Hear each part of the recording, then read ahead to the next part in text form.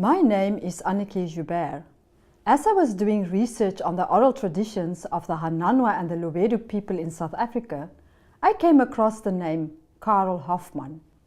His writings, drawings and photos affected me so deeply that I embarked upon a research project in order to find out who this man was. He was the Lutheran missionary who gave up his life in Germany to bring the gospel to numerous local South Africans. He was the preacher, the bringer of faith, who communicated the Lord's message in a special African way. He was the teacher, the educator who understood the importance of education for all people in South Africa. He was the producer of African knowledge, the ethnographer who studied the languages of others, documented their traditions and learned about their lives. The writer, the passionate storyteller who made people listen to the message of God with a glittering in their eyes. He was the perceptive artist who captured impressions and memories in the most distinct detail in his personal diaries. He was also the husband, father, grandfather and friend who in 1962 died at the age of 94.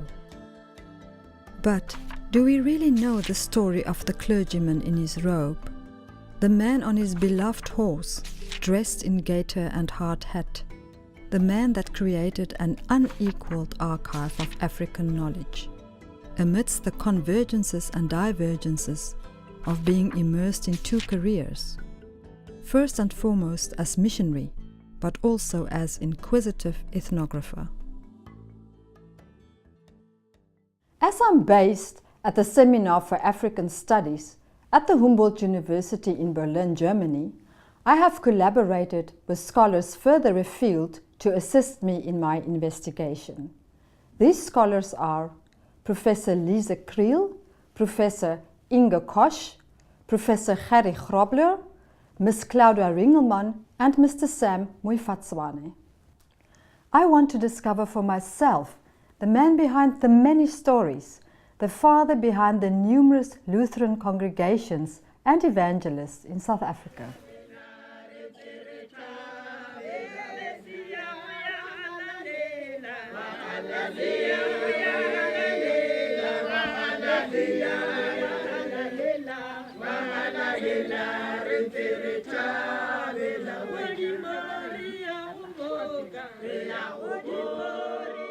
To find out more about the Lutheran missionary that took God's word to Africa, I'm heading southeast of Berlin now to the small town of Sulencin in Poland, where Karl Hoffman was born on the 2nd of August 1868.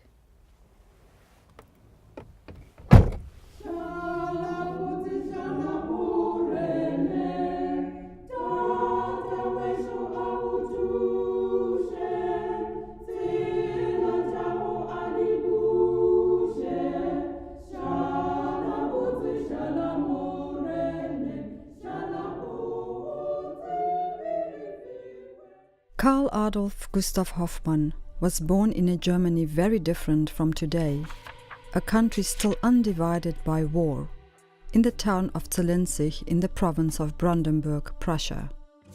There is, however, no legacy of him to be found here, in his hometown of what is known today as Sulencin. It is surprising to discover that the future missionary was born into two families of shoemakers.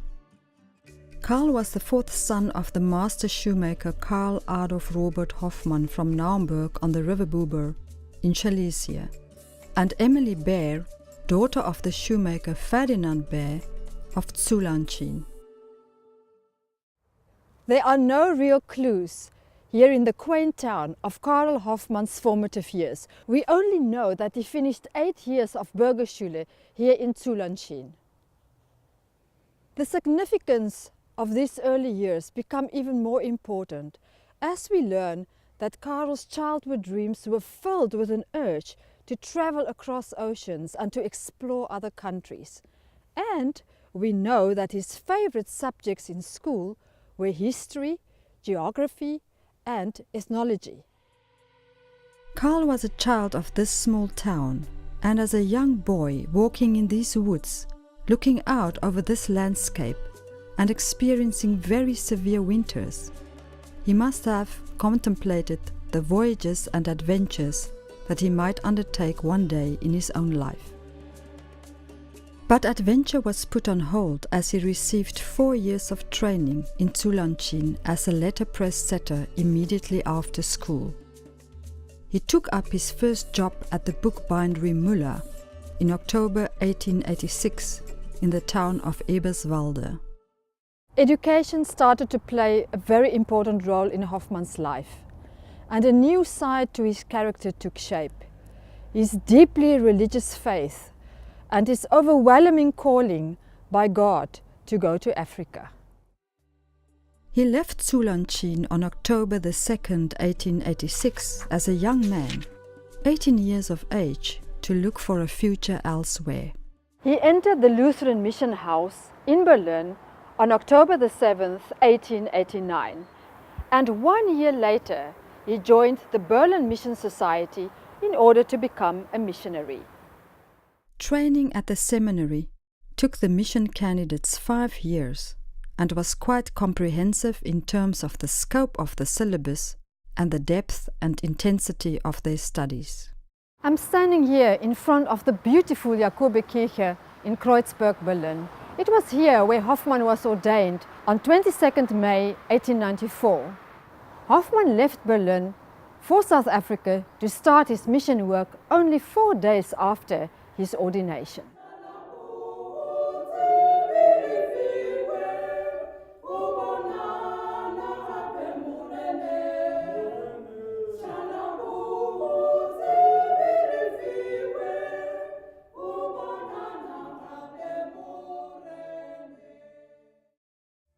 My search in the Museum for Hamburgische Geschichte yielded some results. I found in the Historic Immigration Office the list of passengers that boarded on May 26, 1894, the Goth under Captain Bremner for passage to South Africa via the port of Southampton in England. On this list also appear the names of missionary Carl Hoffmann, aged 27 from Zulanchin, and missionary Ernst Pauli.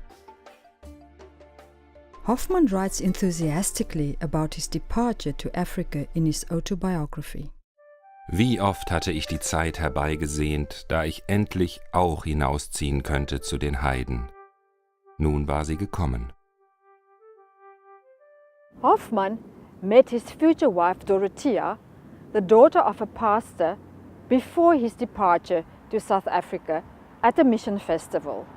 But since they were not married at the time of his departure, she could not accompany him. But he writes passionately about her in his autobiography while on his journey to South Africa. Der Herr gebe ein fröhliches Wiedersehen hier oder dort in seinem Reich. Ja, wie herrlich in Gottes Reich im Himmel sein zu dürfen. Aber der Herr gebe mir viele Jahre treuer Arbeit in seinem Weinberg, vereint in Leid und Freud mit meiner herzlieben Dorothea. During his 3 weeks passage, Hoffmann often contemplates his future in Africa. He also prepared himself mentally for his new life under the southern skies. Der alte Sternenhimmel entschwand, sobald wir den Äquator überschritten hatten. Den lieben alten Bekannten, den großen Bär, den ich so oft und von verschiedenen Orten im deutschen Vaterlande gegrüßt hatte, musste ich bald zurücklassen. Dafür machte ich die Bekanntschaft des oft genannten südlichen Kreuzes. Ich grüßte es als einen lieben Freund unter den vielen unbekannten Sternengesichtern am neuen Himmelsgezelt. So zog ich durch die Breiten dahin. The Goth advanced here to the port of Cape Town during the night of June the 25th, 1894. Very early the next morning, Hoffmann opened the hatch door and remarked, Da liefen weiße, gelbe, braune, schwarze Menschen umher. Alle waren gekommen, um beim Ausladen mittätig zu sein. There were no regrets anymore to Hoffmann, only his ambitions and calling to become a missionary in Africa. Hurra in Afrika! Station Afrika, aussteigen, rief ich. Wie oft hatte ich daheim gezweifelt, wie oft gedacht, du wirst nie ein Missionar, du bist es nicht wert. Nun hatte mich Gottes Gnade hingeführt, nach Afrika ihm Seelen zu gewinnen. Drum jubelte ich laut im Herzen, ja, glückselig, wem Gott die Gnade schenkt, als Missionar auszuziehen. One can read about Hoffmann's arrival here in Cape Town, as stated in the Cape Times newspaper of Tuesday, 26 June 1894. Arrival of the Goth. The Union Company's intermediate boat Goth, which arrived here on Sunday at midnight, brought the following passengers. For Cape Town, Reverend C. Hoffmann and Reverend C. Pauli. In order for a person to become a complete, genuine and happy human being, one had, in the words of Hoffmann, to know, to understand and to love one's fellow man.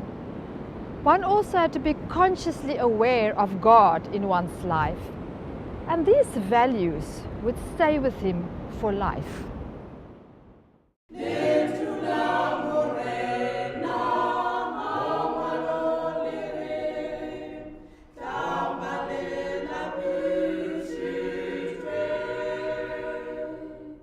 After unloading their belongings from the Goth, missionaries Hoffmann and Pauli settled in the Hansa Hotel. They decided to take a walk through town and to Table Mountain. Hoffmann writes about his first impressions. Pferdebahn und Droschke nur mit schwarzem Personal ist vorhanden. Die Droschken sind zweirädrig wie in London. Deutsche Namen und Firmen heimelten mich an. Hoffmänner fehlen auch hier in Kapstadt nicht. Wir stiegen, den guten Weg gehend, eine ganze Strecke hinauf. Da lag vor uns die weite Kapstadt, der Hafen mit den vielen Schiffen. Hoffmann and Pauli's train would steam out of Cape Town 3 days later, north towards Pretoria. Discomfort on this journey was not missing, as they were travelling third class in the company of a drunken Irish man who shared the coupe with them. Hoffmann and Pauli were met by missionary Zak at their arrival on Pretoria station. Their journey to Mashonaland, Hoffmann's first posting as missionary, started on Friday, July the 13th, 1894, 17 days after his arrival in Cape Town. Their first stopover was with the mission family Karl on the station of Walmanstal, approximately 10 kilometers outside of Pretoria. They attended their first church service in Northern Sotho Territory, here in Walmanstal, on Sunday the 15th of July. It made a deep impression on Hoffmann. Es berührte wunderbar, die altbekannten Lieder in fremder Zunge zu hören. Wir verstanden kein Wort als nur Morena, Jesus Christus und Amen, das war alles. Aber wir sangen tüchtig in Deutsch mit. Hoffmann's skills as an observer is clearly marked by the descriptions that he gives of the landscapes that he observes during their onward travels to the north. Our way led us over a low hill. The evening came. The sunset was magnificent. Bright and clear, the first moon shined and the stars twinkled on the firmament. On our way lay a big heathen scroll. The beehive-shaped huts peeked over the dense enclosures. Even the cattle kraals of felt thorn trees, whose crowns were facing inwards, weren't lacking. We saw a picture in front of us which had come across so often in books about Africa.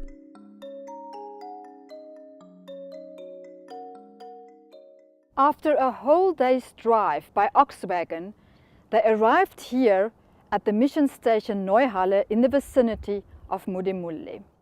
Hoffmann's first posting was to Gutu in Mashonaland, currently southern Zimbabwe, together with missionary Pauli. They arrived at Gutu on September the 3rd, 1894, 8 weeks after their departure from Cape Town. They joined missionaries Vedepool and Knights, who had already started with mission work there under the Bakaranga people.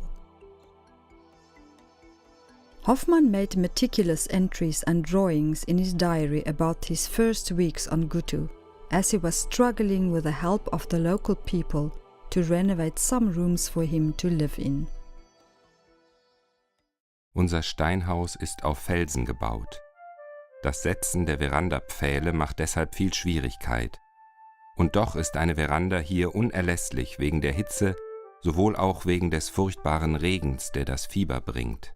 He was not only fascinated by the Karanga language, which he started to learn and to document immediately, but also by their appearance, which he documented in detail.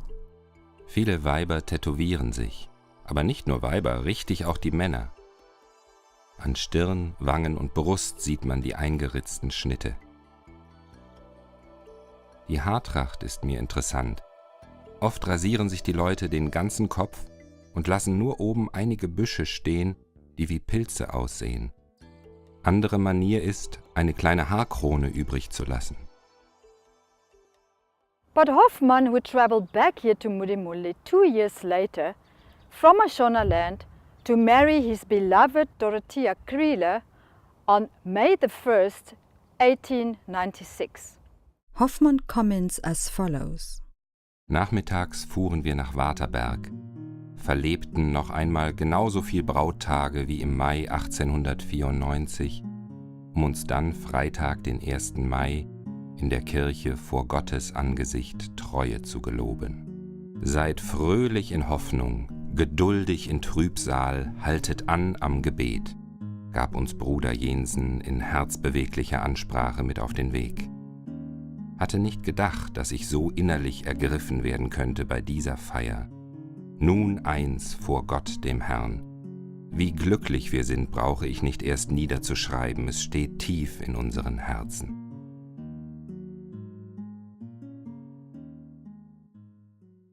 Missionary Jensen conducted the marriage, and out of this marriage 7 children were born, of which 3 of them died at a very young age. The couple could not, because of Cecil John Rhodes' brutal repression of the Matabele uprising, return to Gutu in Mashonaland and remained at the mission station Neuhalle in the vicinity of Mudimuli with missionary Karl. It was here that Hoffmann started to learn Northern Sotho for the first time.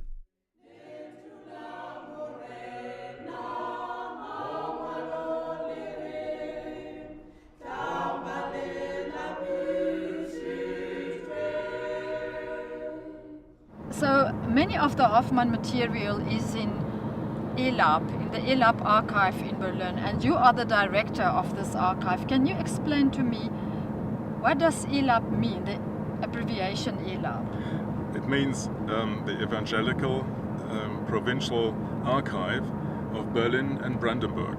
And the ELAB archive contains mostly the administration files of the Evangelical Church of Berlin and Brandenburg since the 1850s, with some extent to up to the Reformation times. We are the archive that administrates the missionary archives. So how important do you think it is to get the local material united with the material that you have in Berlin? That's crucial and essential, because as we said before, only one part of the information was really brought up to Germany. And I think it would be very, very important to digitize, for example, this material and export it back to Berlin and, as you said, make this collection a complete collection. This could be a technological platform to exchange information. Yes, yes. And only now, because in the digital times, it's possible to think about that. In June 1987, after a short time in Johannesburg, Hoffmann was sent to the mission station of Arkona in Sekhukhune, which had already been founded in 1877 by missionary Mars. Das hatte ich mir nicht träumen lassen, als ich vor nur 1,25 Jahren von Mashonaland abreiste, dass ich eventuell gar nicht mehr zurückkehren würde. Gott der Herr hat aber beschlossen. Das Komitee hat mich nach Station Arkona in Sekhukunis Land versetzt, da der dortige Missionar Eiselen ans Botschabeloer Gehilfenseminar berufen ist. Am Dienstag nach Trinitatis setzte sich die Expedition, bestehend in 2 kleinen Wagen, mit Ochsen respektive Eseln bespannt, in Bewegung. In den letzten Junitagen erreichten wir Arkona. Bruder Eiselen führte mich nun in die hiesige Arbeit ein. The time at Arkona marked a difficult period in Hoffmann's career, as the Pedi people in the former Eastern Transvaal were split into 3 groupings. The largest and most important group was led by Chief Sekhukhune II, while the other 2 groups were controlled by Chiefs Kholane and Malekutu II. The outbreak of the South African War in 1899, which upset the authority of the Transvaal's Boer government, created fertile soil in Sekhukhune for the launching of various offensives amongst the different Pedi factions. Hundreds of Pedi civilians were killed, many more ended up in concentration camps together with Boer forces. For fear of losing even more followers, Chief Sekhukhune II started to punish Pedi Christian converts for abandoning their traditions and culture by adhering to Christian principles and subsequently undermining his authority as paramount chief in the area. Some of the Berlin mission stations became battlegrounds of war among the different Pedi factions, neutralizing the missionaries in the carrying out of their mission work. Many Christians chose to take refuge in the nearby mountains. Hoffmann reported extensively on these events in his personal diaries. Hoffmann, however, stayed spirited and started to learn Northern Sotho intensively. He began to collect and to write down Northern Sotho folk tales and proverbs, which he later published together with missionary Enderman. Professor Kriel, we could gather from the film that missionary Hoffmann was now stuck in the Transvaal. But what did it actually mean to be a missionary in the former Transvaal in the first half of the 20th century? Right, by 1902, the Second Anglo-Boer War had come to an end. It was also referred to as the South African War, because on the one hand it was the end of the independence of the Afrikaners, or the Boers, the Free State and the Transvaal. They were now under British control, but on the other hand it was also for the first time now that all the African communities in South Africa were tightly under white colonial rule.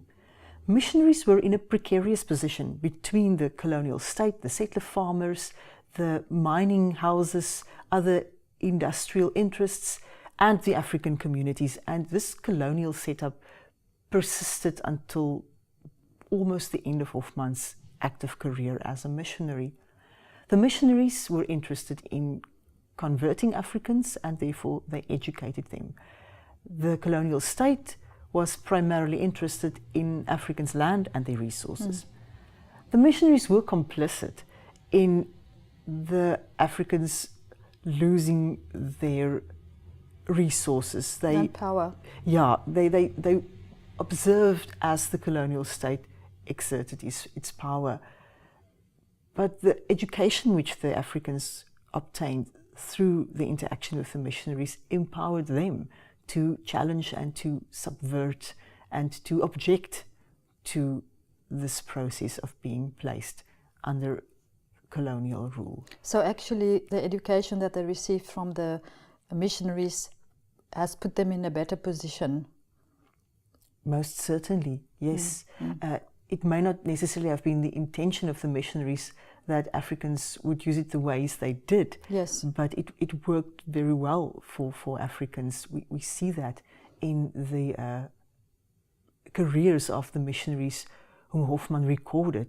Because Yes. as we know, he wrote so much and he was interested in the African communities, their possibilities, their challenges, their lives. And the way he wrote about it resulted in a kind of knowledge which looked certainly different from what you would get from a native commissioner who was primarily interested in better ways of controlling African populations. Sure. This was not Hoffmann's aim. And I think that is why a person like Jane Sampson, missionary historian, says you must also think about a concept like brothering, perhaps, and not just othering when it comes to missionaries' engagement with African communities. Of course, as we know with the Berlin Missionary Society, there are scholars who would argue that their hierarchical system resulted in the Berlin missionaries brothering the Afrikaners who were rising in political prominence and othering the African communities. With whom they're actually working. Yeah, but we also then know that with Hoffmann's career, people like Bupape, Mugashwa, Rakoma, they were such independent-minded figures, not easily duped. That's also the way they are represented in Hoffmann's writings. Very strong Yeah. people. So perhaps that necessitates a rethinking of this relationship between the missionaries and the African Christians and how they interacted together and separately with the colonial state.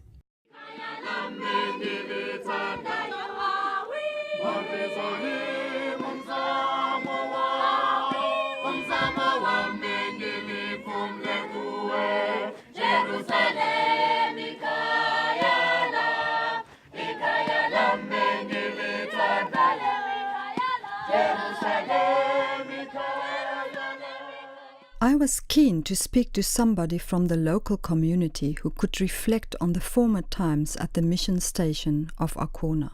I was amazed and honored to meet the energetic 94-year-old Rebecca Mampulu, who was born and baptized here at Arkona Mission Station. She guided me around, disclosed interesting sights, and shared her fond childhood memories with me.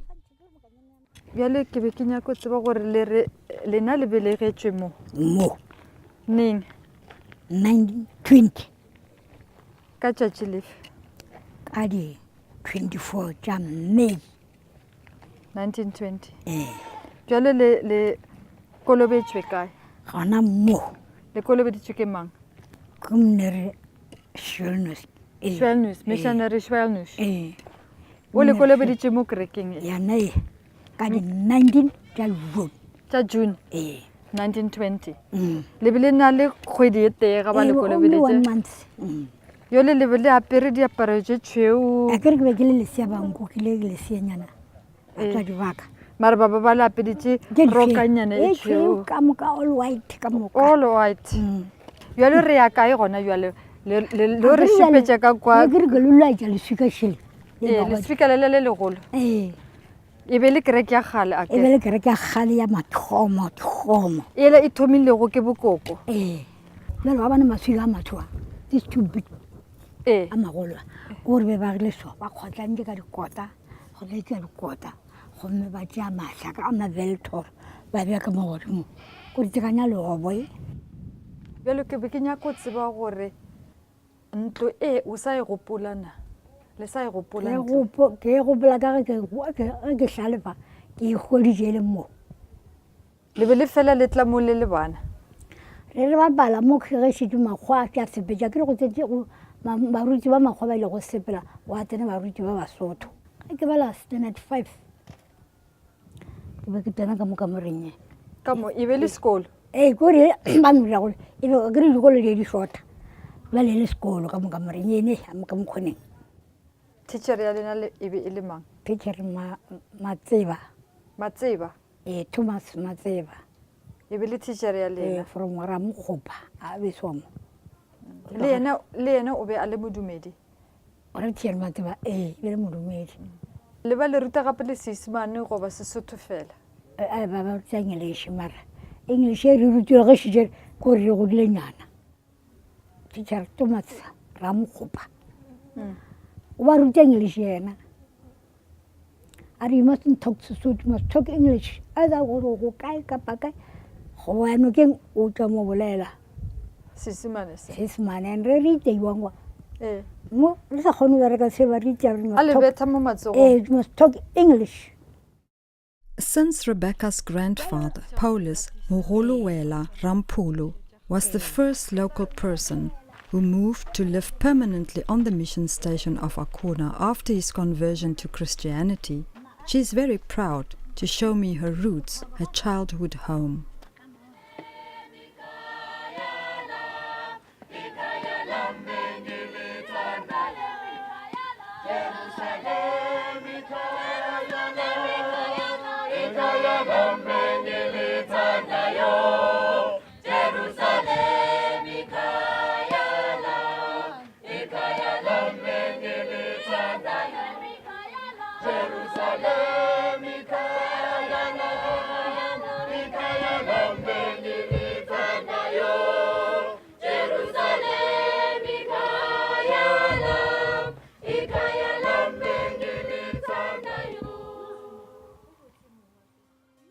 At the end of the South African War in 1903 and the Sekhukhune Wars, Hoffmann took over the position of missionary Zak in Pretoria, who was on leave in Germany at the time.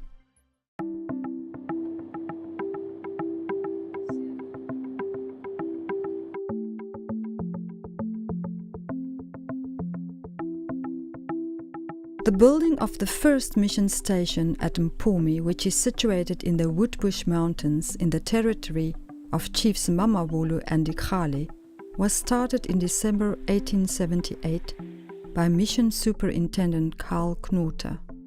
Both chiefs were very hostile and sought the persecution and expulsion of the faithful. The only solution was to let the indigenous Christian congregants with their community leader Timotheus Sello settle in Lishwane, which formed part of the Lutheran mission farm. The strong, thick walls of the old mission house can still be seen today between the overgrown mimosa trees, resembling an old German mountain ruin. Many young German missionaries followed to study and to work at Mpumi. It soon became well known, especially for its seminar for indigenous community assistance, the brainchild of missionary Knute. The statistics of 1890 reflect enormous growth at Mpumi, with 14 outer stations, 6 preaching places, and 882 congregants. Superintendent Krause took over the work at Mpumi in 1893. He was of the opinion that the mission station was, because of the humidity and the distance to the congregants, not situated favorably. When the seminar at Mpumi joined the one at Botshabelo in 1895 as Central Training Seminary, the time arrived for the mission station to move down into the valley where it is still situated today.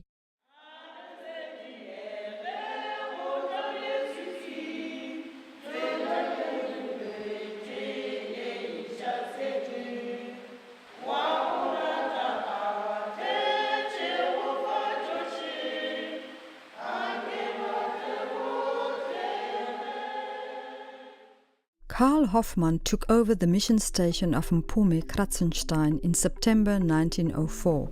Of all missionaries, he worked the longest at Mpumi Kratzenstein, namely 30 years, from 1904 to 1934.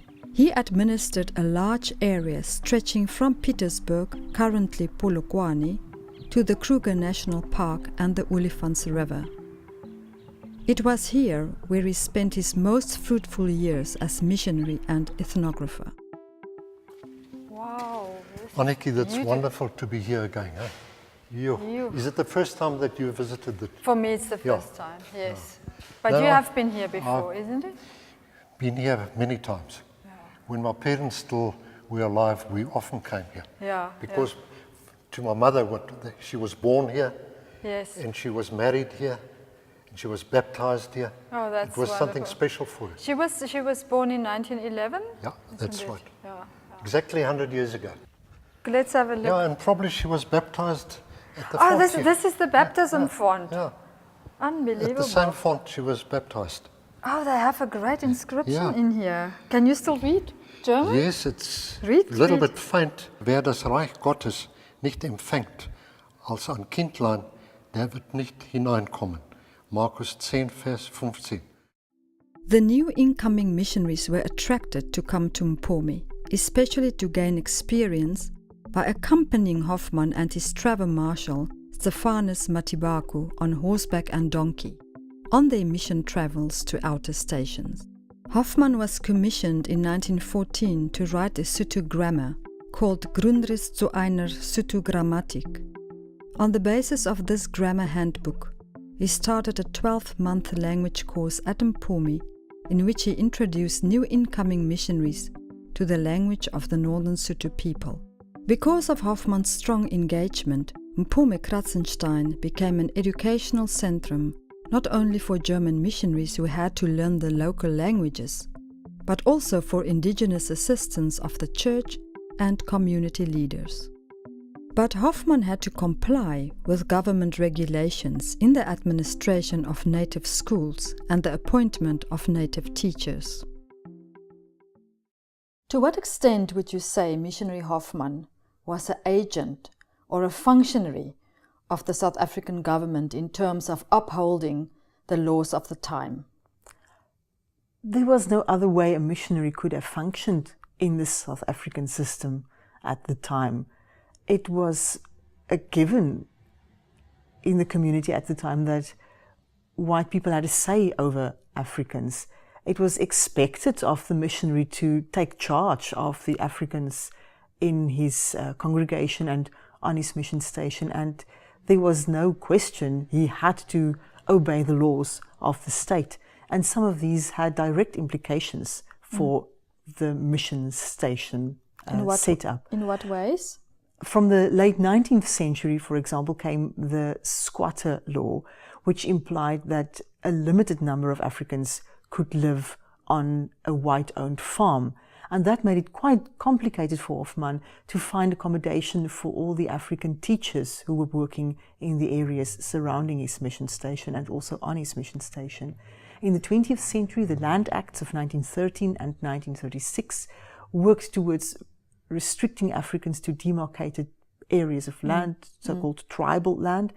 It aimed at making it as difficult as possible, eventually impossible, for Africans to buy land as individuals.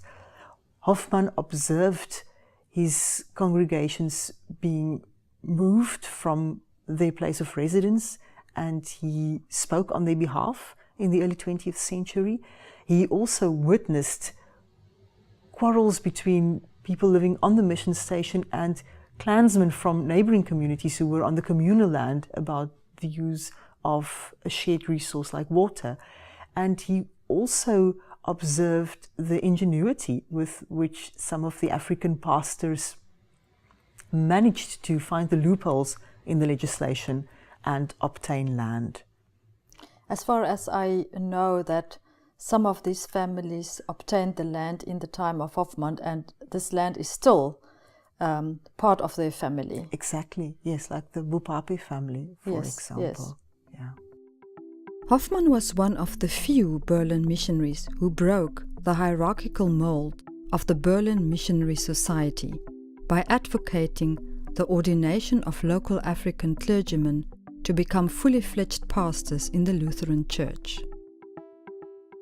He was instrumental in the sending of numerous local evangelical helpers to the seminary in Bushabelo for further training and their subsequent ordination as pastors. During the First World War, when Hoffmann was restricted to the mission station, it was the ordained pastors Philippus Bopape and Moses Rakoma who served the outer stations with zeal and devotion.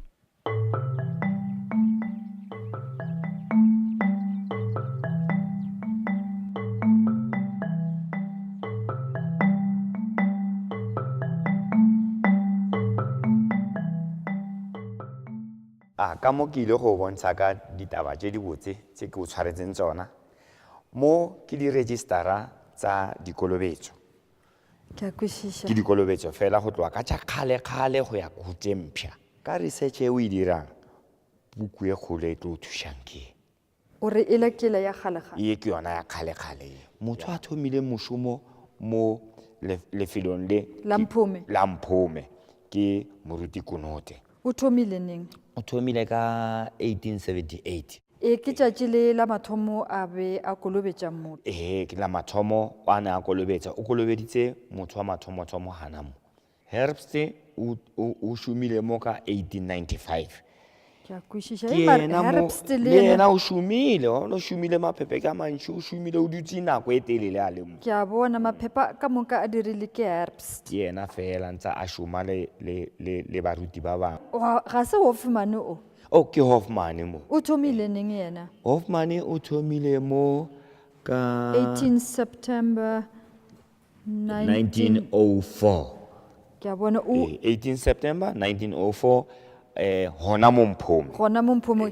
O kolobetše bo mang ke o gore kolobeditse Jacobus Letswalo le Miriam Letswalo mosadi wa mosadi wa Jacobus o be a dula mengwaga e mekae mo masome a mararo. o dutse mashome a mararo a mengwaga O nagana gore o kolobetse batho ba bakae? a ka no ba kolobeditse dikete tse pedi 2000 ke tla ke le bontsha mo ke ke ya mahu Mahu.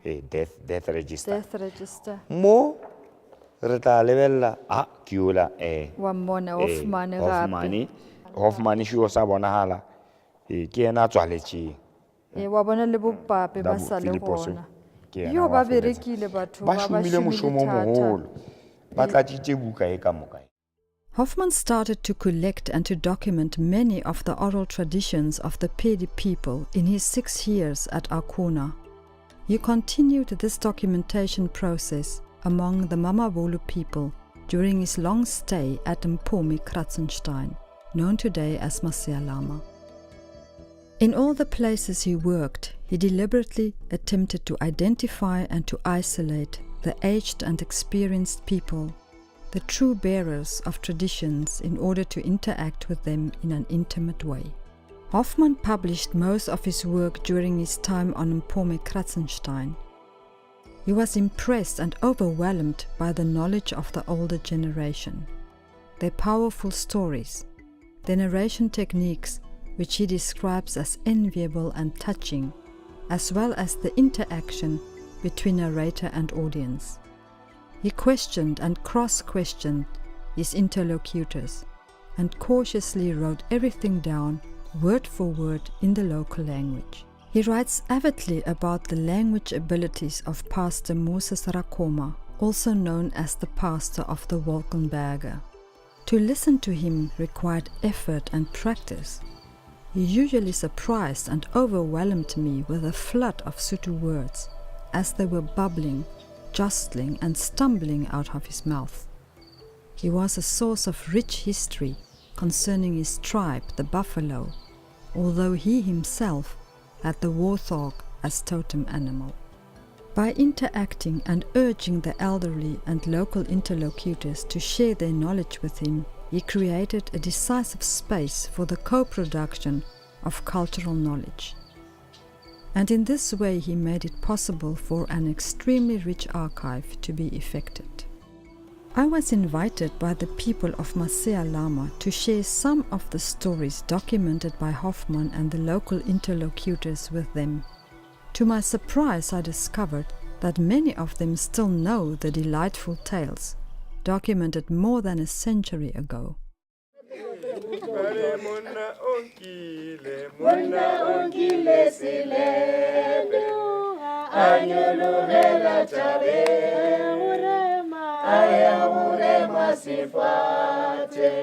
Sifate sa machachi wote Muna ungile sile Anyulu hela tabe Aya urema Sifate sa machachi wote Sifate sa chushaliba liba la thusa phukuje, phukule ya thusa nare.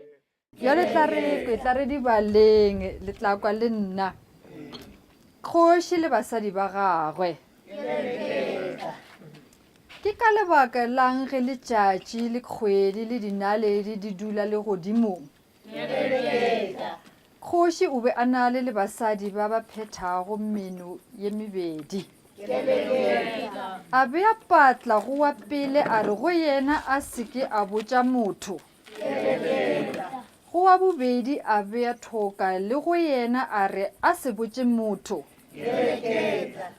Go wa boraro a be a letsolo le go yena a re a seke a botša motho. Many people see the coming of Christianity and the coming of missionaries to South Africa in a very negative way. But how do you see the influence of the Berlin missionaries, specifically in this area?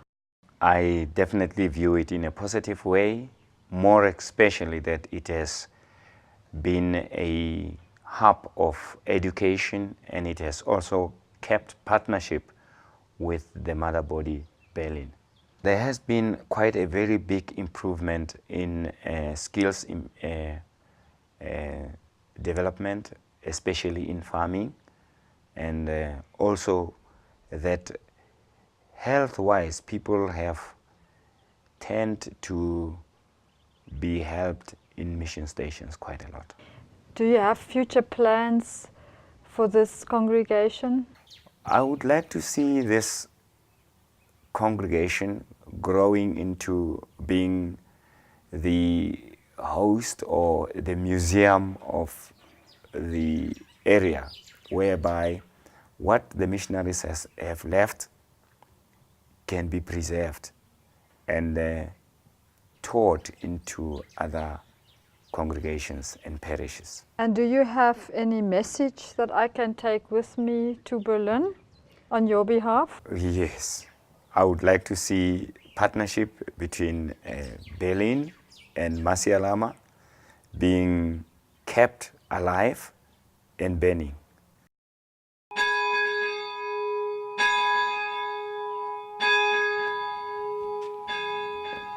After having spent 3 decades on the Mpumi Kratzenstein mission station in the Woodbush Mountains, Hoffmann became superintendent of the Southern Transvaal Synod and head of the Botshabelo Seminary in 1934. Shortly thereafter, he was made president of the Lutheran Berlin Mission Church in South Africa.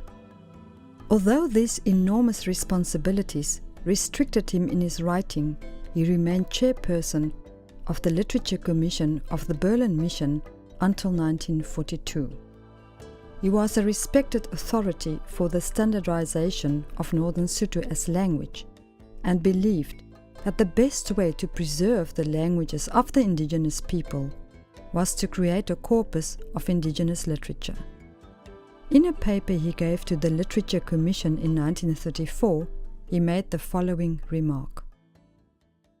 Wenn ich Ihnen zeige, wie meine Sotho-Texte bei Herrn Professor Meinhof abgedruckt wurden und Sie das nun schwarz auf weiß sehen, dann merkt man es Ihnen an, Sie werden endlich stolz auf Ihre Sprache.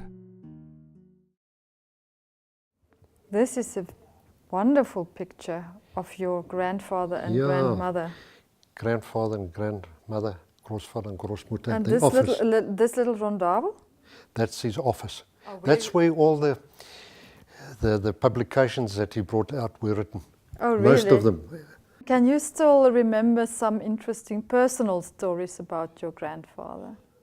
When he stayed in Petersburg, when he was retired, he liked to go to the post office to collect his post from Germany and from all parts of the country. And it was the biggest treat for us to climb into his car, and Großvater would drive this vehicle to Petersburg. We'd collect the post. It was a big occasion for us as kids. A real It's outing. an outing. And then especially because Großvater's driving, you know. Did he like driving? He liked driving. Could he drive well? He drove very well, but he couldn't reverse very well. Oh, and here you have a lovely picture when he was already an old man. He liked his walking stick. And when he stayed in our house in Pretoria, he would go on long walks in Hillcrest, and he'd get lost sometimes. And then the neighbours would say, "Mom," to my mom, "your dad's got lost again. We found him in one or other street there." And they brought him home. And when he came home, he would knock his walking stick on the floor just to say, "Ich bin wieder zurück." We are standing here in Hillcrest now, and just explain to me a little bit, orientate me a little bit. This is the old house where you lived together with your grandfather in which year? In the early 50s, he stayed with us for about 5 years. Okay, and we are on a corner here. The street going in front here is London Road. Is it this one? And it's a corner house. The other street is Dyer Street. This one is London Road. London Road. And we can just move on, then I can show you where the gate was and where his room was. That's a good idea. Here where we stand now, there is the new shopping centre of Hillcrest. The Hillcrest Boulevard. Yes. And on this corner here was the house, and his room was on the corner here. So here, this room. Yeah, that's where he lived. And so the gate must have been here. Yes, on the corner. He used to go out here and walk right up here with London Road. And got lost. And got lost many times. Okay. But fortunately, people brought him back and found him where he got lost. Yeah. But let's go into this shopping center. Then you can show it to me from the back side. Okay. Yes, we can do that. And what is the biggest impression that your grandfather made on you personally? Anneke, I think the fact that he had a very broad knowledge of many, many things. The stars, medicine, gardening. Languages, you know, the ability to write, you know. And not everybody can write. And to tell. Yeah, and to tell stories, yeah. So how would you like to remember him? As somebody that you really had high admiration. You couldn't think that one person could have all the talents that he had. Hoffmann was not only interested in spreading the gospel, he was an intellectual and a respected scholar who made use of every opportunity in order to study the languages, customs and habits of the indigenous people amongst whom he worked. He created an unsurpassed and expansive archive of written and visual Northern Sotho cultural heritage. He left his reader with a valued treasure in the form of 8 handwritten diaries, supplemented with informative and humorous drawings.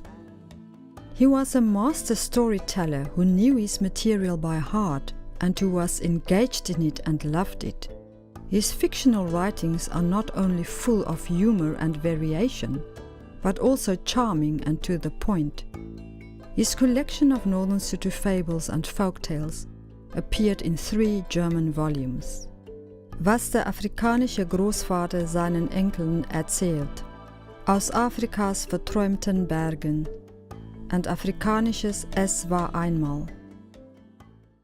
Can you tell me how challenging has these translations been for you? The Hoffmann documents were challenging on quite a number of levels. Firstly, because Hoffmann lived about a century ago, so the German language that he actually uses is antiquated in lots of ways.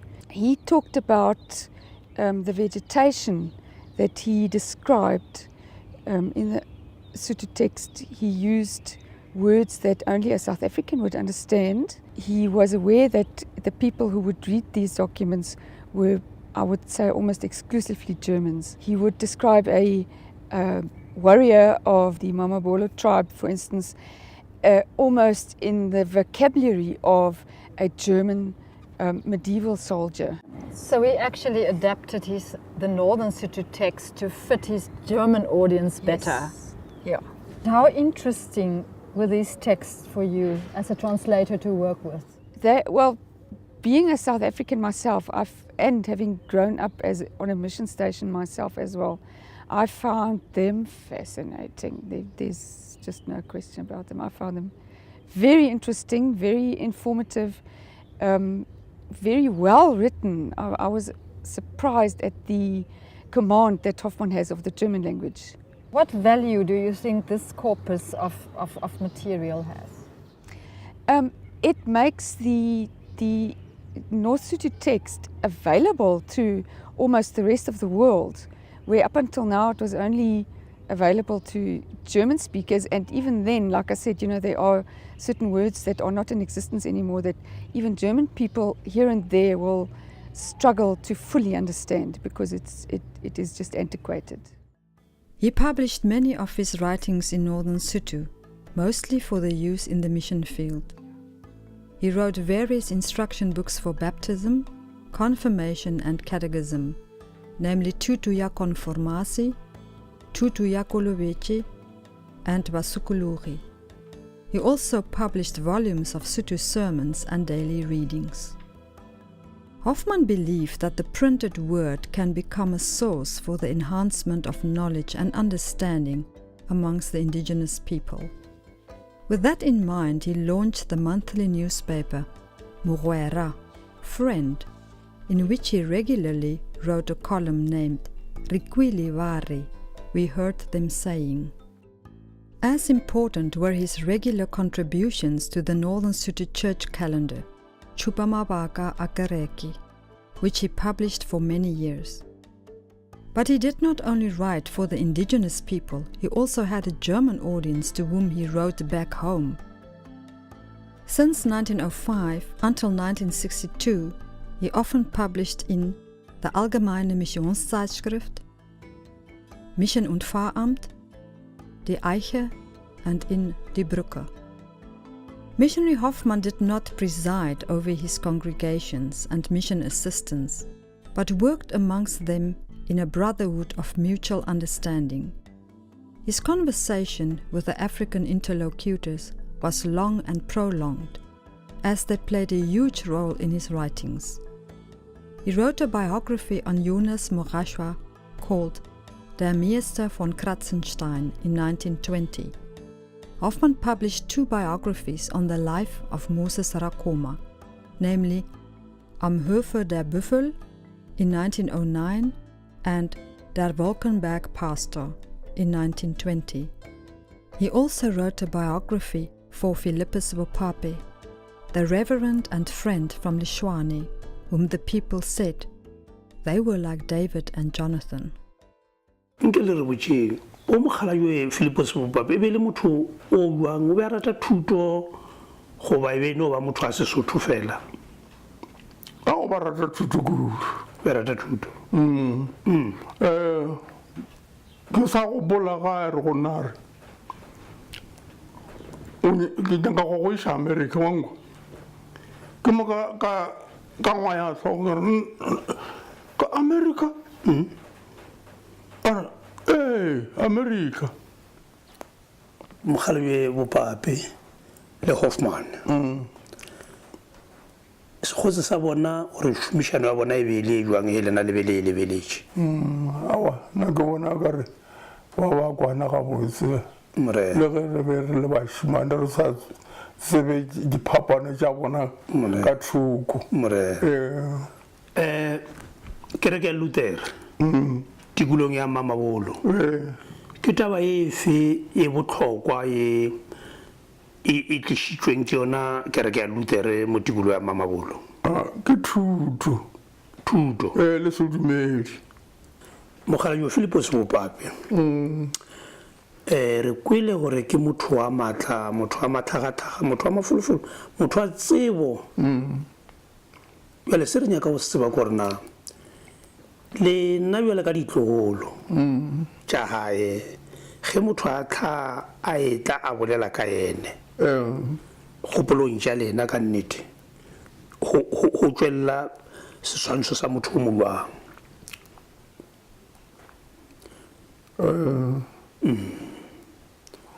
Awa ke go tšwelela seswantšho sa motho o mo bjale ka le bolela le kwelego gore ke motho wa bohlale motho wa maatla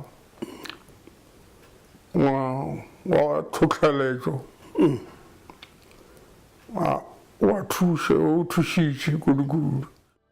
He also saw an instructional duty for himself amongst the local white population as he engaged in popular ethnography in the Afrikaans magazine Die Huisgenoot, with articles on the wars in Sekhukhune-land, Sotho rain prophets, religious matters of the indigenous people, cannibalism, and the work of the Berlin Mission Society in South Africa. His most valuable contribution is the corpus of scientific articles which he published between the years 1912 and 1958 in Professor Meinhoff's journal Zeitschrift für Kolonialsprachen, of which the title changed later to Zeitschrift für eingeborenen Sprachen and again to Afrika und Übersee, Sprachen, Kulturen. He often introduced his interlocutors themselves as narrators of the scientific information which he, with his special writing talent, transferred into script for his readers in Germany. This corpus forms the focus of our research project. It will be republished as a text edition in Northern Sotho, accompanied by English translations, extensive annotations and historically contextualized. As we just saw, Hoffmann was a regular contributor to the scientific journal Zeitschrift für eingeborene Sprache, published under the very well-known professor Carl Meinhoff, also a person deeply involved in Germany's colonial project in Africa at the time. To what extent would you say, or do you think, Hoffmann complied to Meinhoff's notions of European exertion of power in Africa? Well, Meinhoff's interest in knowledge from Africa was to train officials and missionaries who were sent into colonial Africa to improve the control of the imperial forces in that part of the world. It was knowing the person you want to subjugate. And as a missionary who enthusiastically participated in this periodical with regular contributions, Hoffmann was part of the broader project of imperial truth-making on the behalf of Africans, constructing them in ways which they did not always have a role to play in, and which justified the subjugation of people in Africa. Hoffmann was a child of his time, and he would not have challenged the notion that it was the white man's burden to bring development to Africa and to enlighten the ignorance of Africans.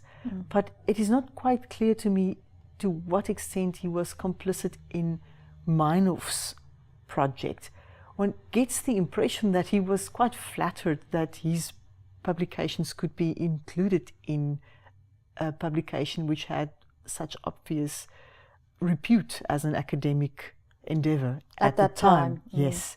But one also sees, and he expresses that in his communication with the African congregations, that he felt that it was something which he got from the African communities, the information the interlocutors gave him, which he made public to the world, and he felt that he also bestowed a sense of dignity and importance upon this corpus of knowledge from Africa for the Africans by publishing it, not reckoning, of course, with the extent to which it played into a much bigger project of ethnic identification, which served in the long run to segregate African subjects from colonists and contributing to their subjugation. And the fact that, if I have it correctly, that Hoffmann gave a lot of credit to the interlocutors that helped him with the documentation of this information. It was important for him to recognize them as well.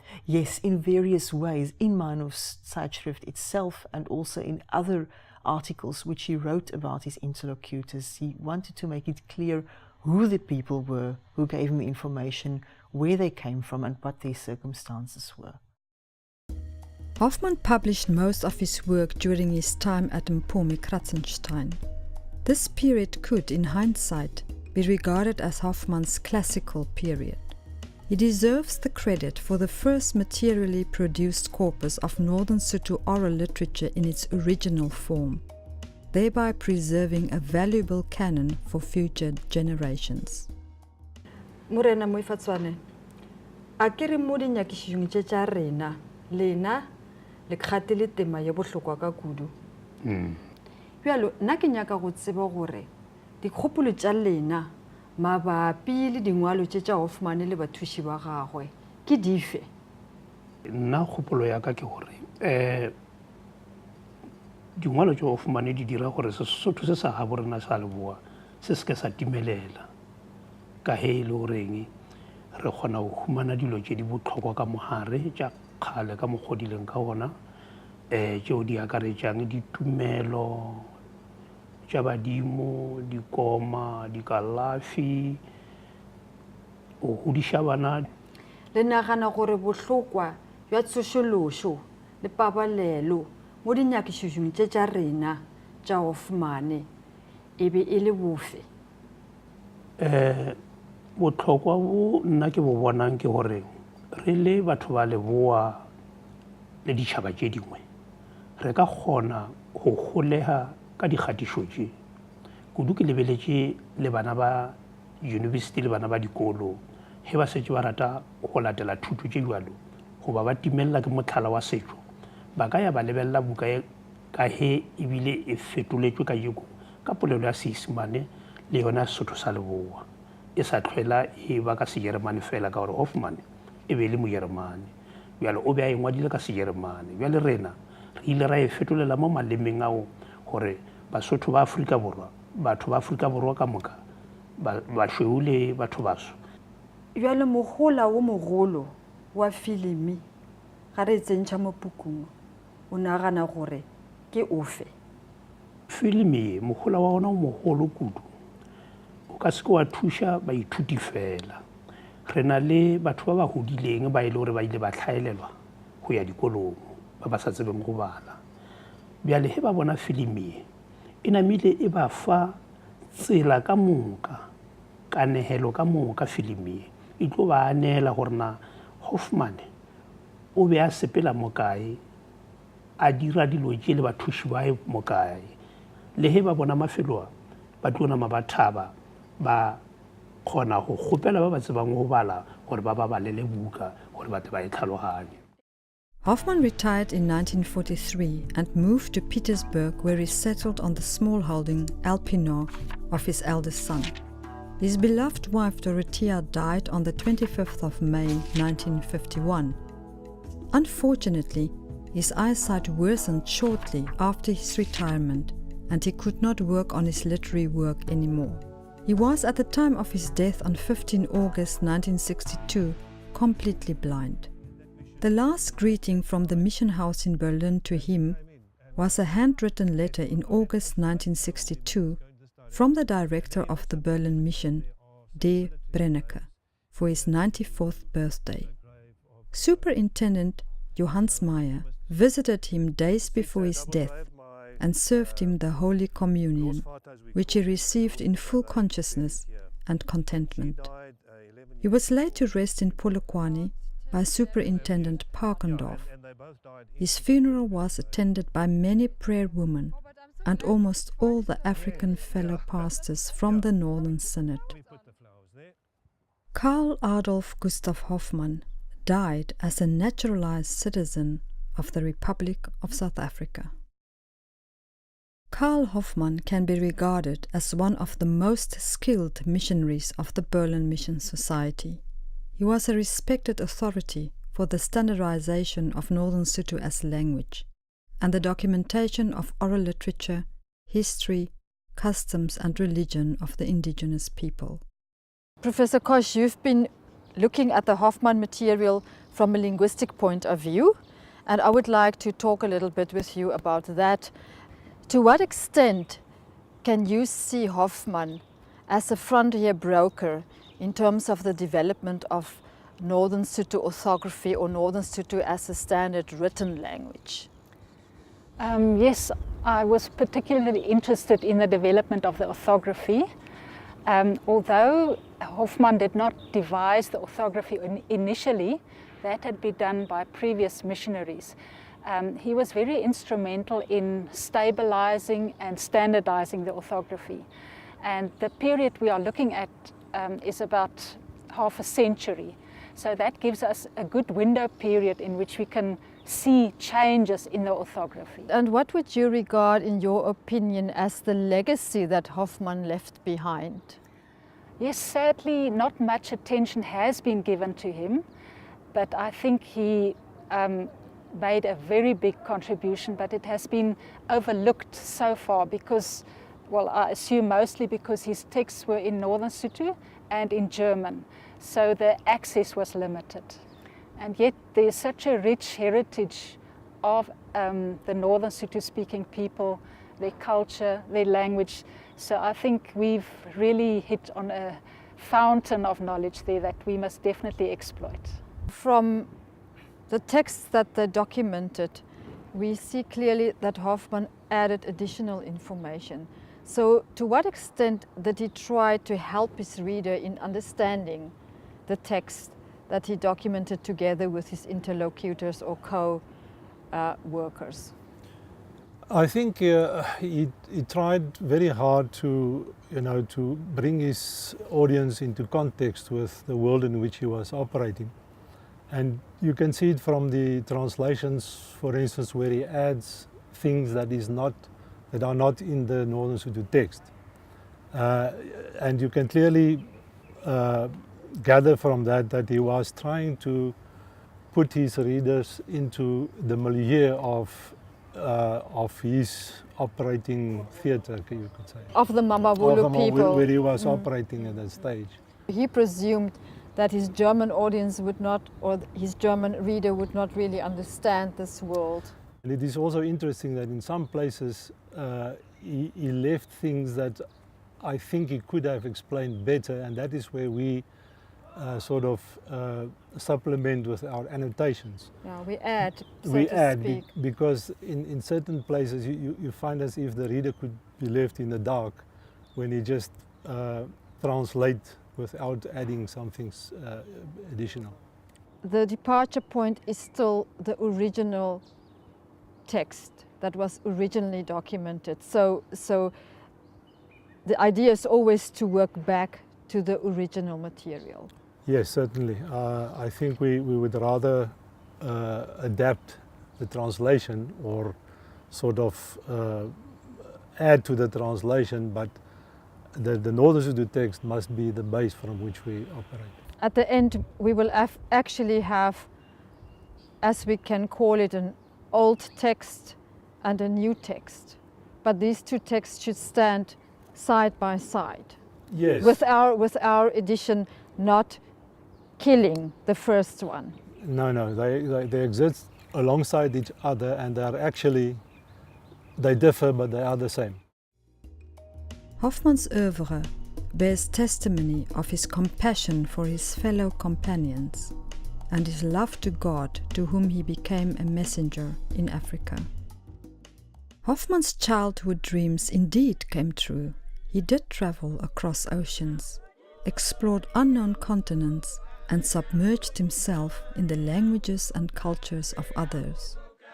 But his calling to become a missionary in Africa also came true, as he was made a missionary through his fellow African brothers and sisters. He writes touchingly about his life work in his book, Nicht vergeblich gearbeitet. Neue Eindrücke sind über mir dahingerauscht. Aber alle meine Erfahrungen, die alten und die neuen, haben mir das Ende deutlich bewiesen, dass das Werk der Mission nicht vergeblich ist in dem Herrn.